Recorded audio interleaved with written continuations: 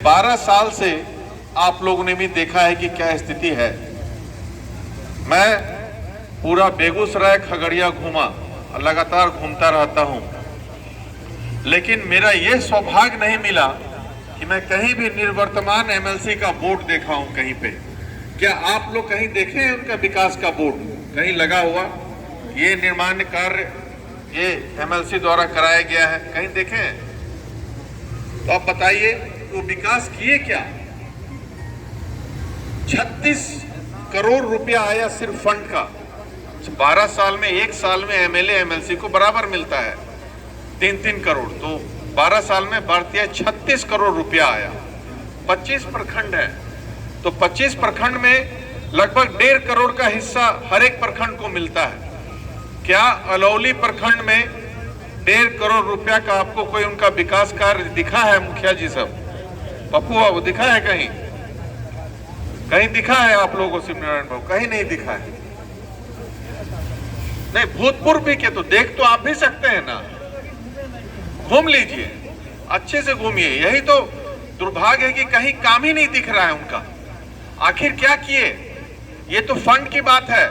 पूरे बेगूसराय खगड़िया में एक भी अनुशंसा उन्होंने नहीं किया है कि भाई ग्रामीण कार्य विभाग का, जैसे आपके जो वर्तमान विधायक हों तो आप देखते होंगे कि विधायक के अनुशंसित ये ग्रामीण कार्य मुख्यमंत्री योजना से ये सड़क बना है ही, सब सड़क बनता है, लेकिन क्या रजनीश जी के द्वारा अनुशंसा वाला एक भी सड़क देखा है आप लोगों ने कहीं पे? जोर से बोलिए, नहीं देखे हैं?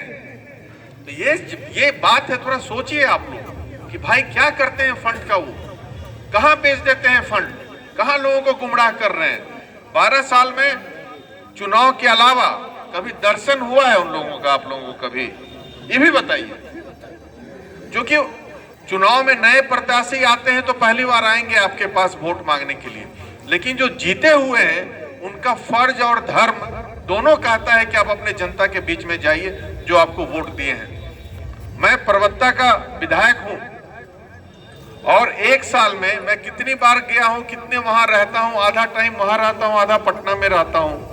मैं डॉक्टर भी हूं पेशे से, तो मरीज का इलाज तो पूरे खगड़िया बेगूसराय से जितने लोग आते हैं हमारे पास उनका तो करवाता ही हूं, करता भी हूं। और उसके अलावा जितने भी लोग, मैं जितनी बार जाता हूं परबत्ता, हर एक जगह घूम घूम करके सबसे मिलता हूं। बिना काम का भी मैं जाता हूं। एक कार्यक्रम में चलाया हूं, जनता के द्वार कार्यक्रम, आपका विधायक जनता के द्वार, और आप देखेंगे सोशल मीडिया में तो सब आप लोग देखते होंगे कि मैं लगातार उन लोगों के बीच में बना रहता हूं। तो जाऊंगा तभी समस्या का पता चलेगा और फिर विकास कार्य होता है। अगर हम लोग गलत रहते तो पूरा खगड़िया जिला में 5 बार पिताजी ही सिर्फ जीते हैं। क्यों कोई लोग जिताता? गलती लोग एक बार करता है, 2 बार करता है, बार बार नहीं। कुछ तो गुण है तभी तो जिता रहे हैं। 6ठी बार मुझे जिताए परबत्ता के लोग। वहां पे सारा जाति या पार्टी से ऊपर उठ के लोग व्यक्ति विशेष को ध्यान में रख के वोट करते हैं और आशीर्वाद देते हैं मुझे वहां पे। तो मैं आपके बीच में आज भी कोई नेता बनकर के नहीं आया हूं, बल्कि खगड़िया का बेटा बनकर के आपके बीच में आशीर्वाद मांगने के लिए आया हूं। और बहुत उम्मीद से आया हूं कि एक बार आप लोग आशीर्वाद दें अच्छे से। पिछली बार हम लोग चूक गए थे, लेकिन पूरा विश्वास है कि इस बार हम लोग नहीं चूकेंगे। बेगूसराय में भी वही ज्वार है, वही आग लगा हुआ है, परिवर्तन का आग। जहां जाइएगा आप यह वही पाइएगा कि नहीं, इस बार बदलाव चाहिए। हो गई है पीर पर्वत से पिघलनी चाहिए, आज इस हिमालय से गंगा निकलनी चाहिए। आज यह दीवार पर्दों की तरह हिलने लगी, सर थी ये बुनियाद हिलनी चाहिए। मेरे सीने में नहीं तो तेरे सीने में सही, हो कहीं भी आग लेकिन आग जलनी चाहिए। तो इस बार परिवर्तन का दौर है।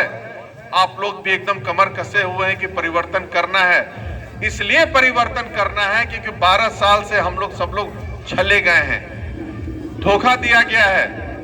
और आप देखिएगा जहां जहां मैं जाता हूं इतने डर जाते हैं, परेशान हो जाते हैं निवर्तमान एमएलसी की। जहां मैं निकलता हूं फेसबुक पे कोई ना कोई पोस्ट करता है, तुरंत जनप्रतिनिधि को धमकी भरा फोन आ जाता है, अरे आप क्यों गए थे? अरे भाई आपसे पूछ के जाएंगे।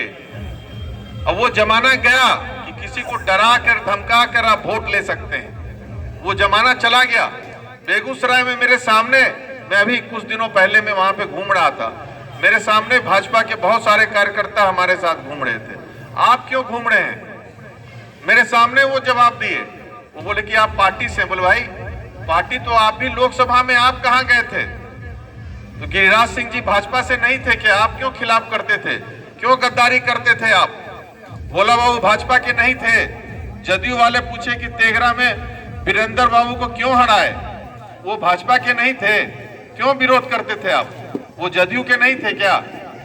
कुंदन जी को भी विरोध में बेगूसराय में वैसा ही विरोध। मेरे चुनाव में जितने लोग आए प्रचार के लिए हम निर्वर्तमान प्रत्याशी आए, 8 लोगों के यहाँ गए कि सर डॉक्टर साहब को वोट कीजिएगा दिखाने के लिए, और वो 8 लोग मेरे अगेंस्ट में पोलिंग एजेंट बने। तो ये बताइए, तो भाई आप छिप छिप करके गद्दारी करते हैं।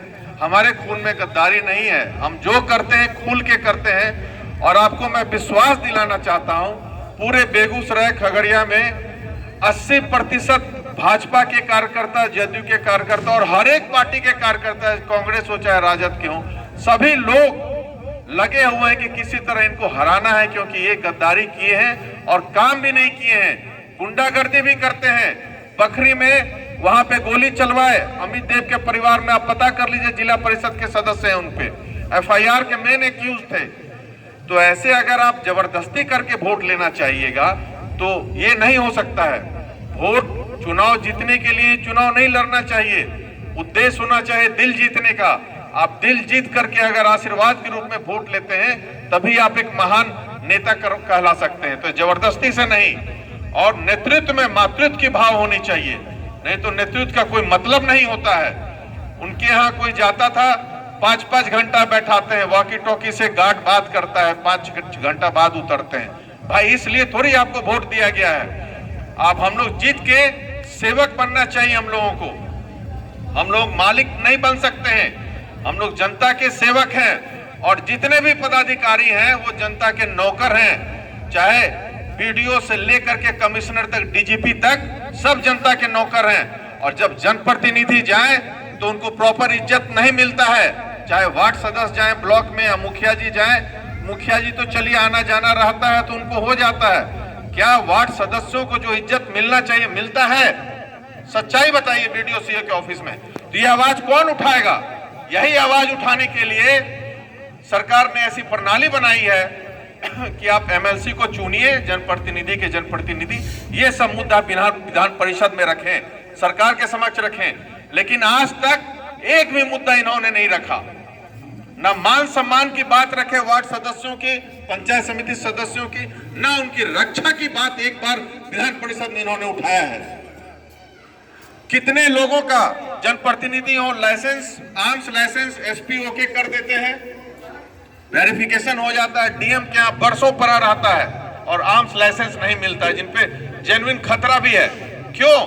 आप क्या करते हैं? आप जनप्रतिनिधियों के जनप्रतिनिधि हैं, 5-5 मुखिया का हत्या हो चुका है चुनाव के बाद, क्यों नहीं यह मुद्दा उठाया आज तक? आप इनका, आपका ये फर्ज था उठाने का, नहीं उठाए। तो ऐसा अनेक मुद्दा है। आपके मानदेय के बारे में भी कभी नहीं उठाए। अंतिम दिन आप लोग वीडियो सुने होंगे कि मानदेय के बारे में 1 मिनट का समय निवेदन में मिलता है, खाली दिखाने के लिए कि हाँ हमने आवाज उठाया, लोगों को गुमराह करने के लिए कि चुनाव अंतिम दिन था, उसका कुछ रिजल्ट नहीं आने वाला था।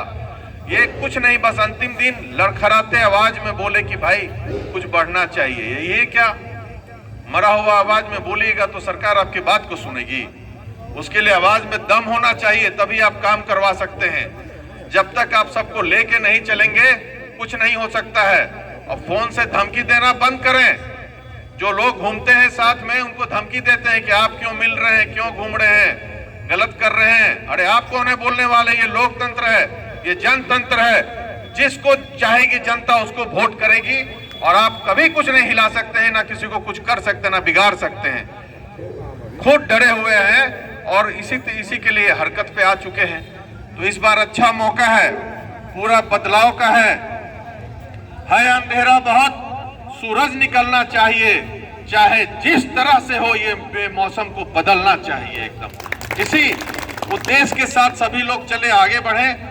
और मैं आपको विश्वास दिलाता हूं, हमारे बड़े भाई राजीव जी 25 साल से समाज सेवा कर रहे हैं, पेशे से अधिवक्ता हैं और आप लोगों से मिल भी चुके हैं।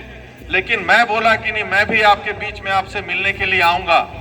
और आप देखिएगा कि विधान परिषद में आप लोगों का अगर आवाज को नहीं उठाएंगे तो फिर आपके पास मैं दोबारा आपके बीच में कभी नहीं आऊंगा वोट मांगने के लिए आशीर्वाद के रूप में। और विधानसभा में मैं कहता हूं, इसी सत्र में मैं आपका ये मुद्दा उठाने जा रहा हूं अपने तरफ से भी कि भाई यहाँ पे जो जरूरत है मानदेय बढ़ना चाहिए।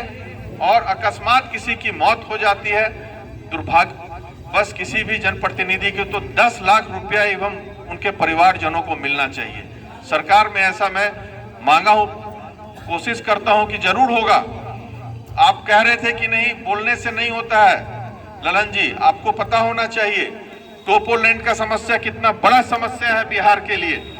अकेला मैं ही 16 विधायकों का साइन करवा करके ध्यान आकर्षण के माध्यम के सरकार के सामने ये बात उठाया। अब वीडियो देख लीजिएगा, सोशल मीडिया पे भी, चाहे गूगल में भी टाइप करके डिटेल में मैं बताया कि बहुत गंभीर मामला है। लाखों किसान इससे जुड़े हुए हैं और जो भी खासकर हमारे जो नदी के किनारे हैं, अलौली है, खगड़िया है, परबत्ता है, वहां के लोग सबसे ज्यादा इससे प्रभावित हैं। उनका रसीद कटना बंद हो गया है, जमीन का उनका लगान लेना बंद हो गया है, ना जमीन की खरीद बिक्री पे रोक लग गया है। तो मैं सरकार से अनुरोध किया हूं कि जिनका जेन्युइन जमीन है, जो रसीद कट रहा था, उनको आप सर्वे करके उनको निकालिए। और जो कब्जा किए हुए हैं उनकी बात मैं नहीं करता, उनका जमीन आप सरकार वापस ले ले। लेकिन जिनका रसीद कट रहा है, जिनके पूर्वज ने उस बंजर भूमि को मेहनत करके सींचा है, वैसे जमीन को आप वापस किसानों को देने का काम करें और परमिशन दे खरीद बिक्री का, और उनका रसीद फिर से कटना चाहिए।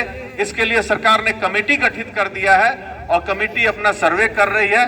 5 से 6 महीने के अंदर रिपोर्ट करेगी, फिर ये समस्या का समाधान हो जाएगा। ये बहुत महत्वपूर्ण मुद्दा है जो कि खगड़िया जिला खासकर इससे प्रभावित है। इससे क्या हो रहा है समझिए, जो फसल क्षतिपूर्ति मिलता है तो उसमें लिखा रहता है कि भाई आपका अपडेट रसीद चाहिए।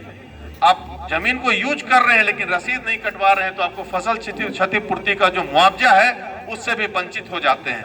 तो ये सब मुद्दा है और आप निश्चिंत रहें, जब दोनों लोग रहेंगे, वो भी रहेंगे, तो आपको शिकायत का मौका नहीं मिलेगा। और इस बार सिर्फ चुनाव के लिए ही नहीं, बहुत बड़ा बदलाव होने जा रहा है। हर जगह जहां जहां ऐसे लोग हैं जो जनता से दूरी बना के रखे हैं, तो जनता जब अर्श पे उठाना बैठाना जानती है तो जनता फर्श पे बैठाना भी जानती है। तो इस बार आपके हाथ में ताकत है, इसको व्यर्थ नहीं जाने दे। लोग यहाँ के भी कुछ लोग खड़े हैं, ऐसा नहीं गुमराह होकर के जाति पार्टी के नाम पर आप लोग डिस्टर्ब हों, एकदम नहीं होइएगा, कुछ भी नहीं।